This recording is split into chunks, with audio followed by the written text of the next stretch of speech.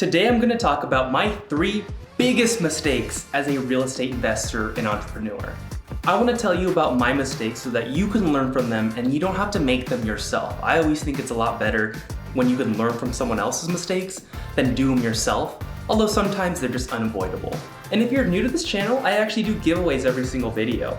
And so for this video, I'm going to be doing a giveaway for a book. If you want to enter the giveaway, just make sure you subscribe to the channel and leave a comment down below. But stay tuned and enjoy the video.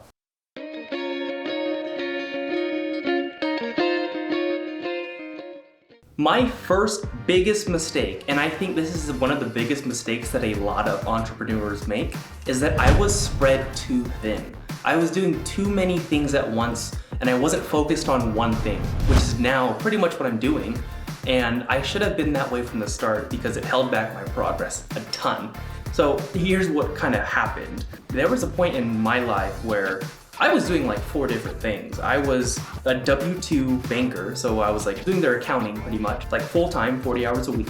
The mornings before those bank days, I was a personal trainer on the side.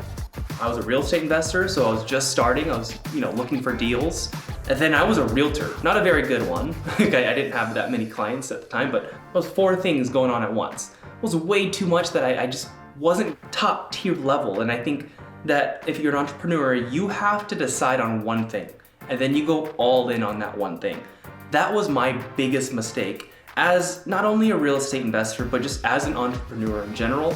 And I think a lot of entrepreneurs have like shiny object syndrome, where they see something new and shiny and they just go for it. And they see another thing and they go for it. The hard thing to do is, you pick one thing and as those shiny objects come up, you just keep going. I kind of have like a little tunnel vision. That's kind of my recommendation to you. So that was my first mistake, spread myself too thin. My second biggest mistake as a real estate investor is that I didn't plan for a big enough contingency budget whenever I was flipping homes. Now what I mean by that, if you're unfamiliar with the word contingency, is that I didn't plan enough for things to go wrong. The saying is, whatever could go wrong will go wrong. And it is so true, it almost makes me mad. Like, you have to plan for the unknowns and for the bad things that can happen because they will happen. And a recent example is my current flip right now, one of my flips. Bought the home, it still ended up being an amazing deal, but I'm making a lot less profit because of the unknowns. And I'm gonna make another video about this later, but there's a bunch of things that happen that were not supposed to happen. For the beginning, like squatters, break-ins, asbestos, like stuff like that. But I didn't budget for those things and it cut into the profit. But now that I know that now, and I think that if you're a real estate investor or maybe you're doing your first flip ever, budget extra. Like whatever you have set for a budget, like add more.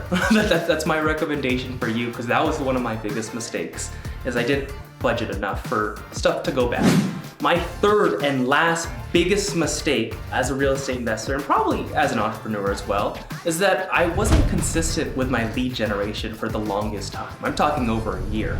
And lead generation is vital to any entrepreneur, any business, to make money. Like that's how you make a living. And if you're not consistent with the lead generation, you can expect your income to be inconsistent. I think what it comes down to is making lead generation, if you're gonna do it yourself, become a habit. And you gotta start small. Little by little, develop the habit of maybe calling every day, texting every day, whatever you do to generate leads or customers, do a little bit every day until you get a habit of it, and then just keep doing it and then slowly increase the amount that you're doing. You also have to be aware of your own personality and what you naturally lean to. I think there are like 3 personality types out there when it comes to stuff like this, and what my personality type is, in pretty much everything in life, I have a tendency to just go all in on something, full on, do really well. So maybe if it's lead generation that we're talking about, I might just call, thousands of people like really, really fast, and then just get tired of it and then stop doing it. And then it's not consistent. That's what you don't want to do. What you want to do is, a certain amount every single day that's manageable, and then a certain amount this next day, a certain amount the next day, and just have it consistent so that you can generate this for a long, long time. You have to be aware of what your personality is and how you can counter it so that you can have consistent lead generation, because it's so important to any business.